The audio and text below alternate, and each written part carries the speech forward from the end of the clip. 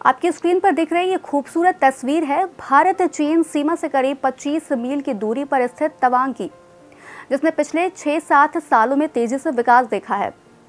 बीते कुछ सालों में केंद्र सरकार ने चीन से सटे सीमा के पास इंफ्रास्ट्रक्चर को काफी मजबूत किया है और इसके केंद्र में अरुणाचल प्रदेश का तवांग ही है। वर्तमान में इंडियन मिलिट्री फोर्सेस और वहां के लोकल लोग तवांग पहुंचने के लिए सेला पास पर बालीपारा 4 द्वार रोड का उपयोग करते हैं। सर्दी के मौसम में काफ़ी ज़्यादा बर्फबारी के कारण सेला पास पर काफ़ी ज़्यादा बर्फ जम जाती है। साथ ही इस पास पर करीब 30 घुमावदार मोड़ आते हैं, जिसकी वजह से आवाजाही पूरी तरह से बाधित हो जाती है। इससे होता यह है कि तवांग सेक्टर देश के बाकी हिस्सों से बिल्कुल कट जाता है। हालांकि सीमा सड़क संगठन यानी कि BRO के जवानों ने अरुणाचल के सेला पास यानी कि सेला दर्रा में 2 सुरंग का निर्माण सफलतापूर्वक पूर्ण कर लिया है। आज इसका उद्घाटन कर देश के प्रधानमंत्री नरेंद्र मोदी ने जनता को इसे समर्पित कर दिया है।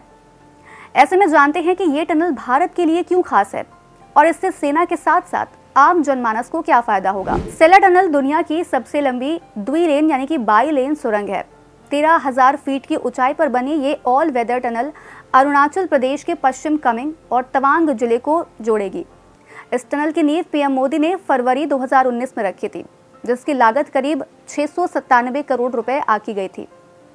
हालांकि बीते कुछ वर्षों में ही ये कार्य पूरा हो जाता, लेकिन कोरोना काल के साथ साथ कई अन्य कारणों की वजह से भी निर्माण कार्य में देरी हुई। सेला के नज़दीक इस टनल की काफ़ी ज़रूरत थी, क्योंकि तेज़ बारिश की वजह से बर्फबारी और भूस्खलन होने पर बालीपारा और 4 द्वार तवांग मार्ग साल में लंबे समय तक बंद रहता है। ऐसे में ये सुरंग तवांग शहर को हर मौसम में कनेक्टिविटी प्रदान करेगी।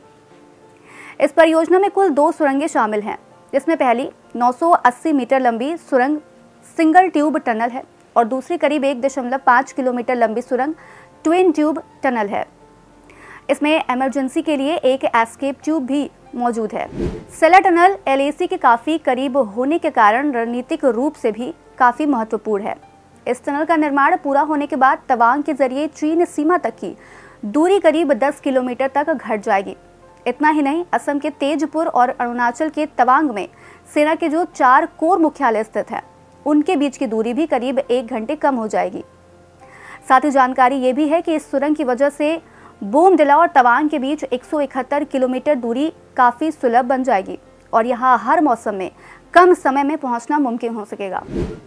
ये सुरंग चीन भारत सीमा के साथ आगे के क्षेत्रों में सैनिकों, हथियारों और मशीनरी की तेजी से तैनाती करके LAC पर भारतीय सेना की क्षमताओं को बढ़ाएगा। दरअसल सरकार ने इस टनल को बॉर्डर इलाके में अपनी सैन्य मौजूदगी को तेज करने के मकसद से मंजूरी दी थी।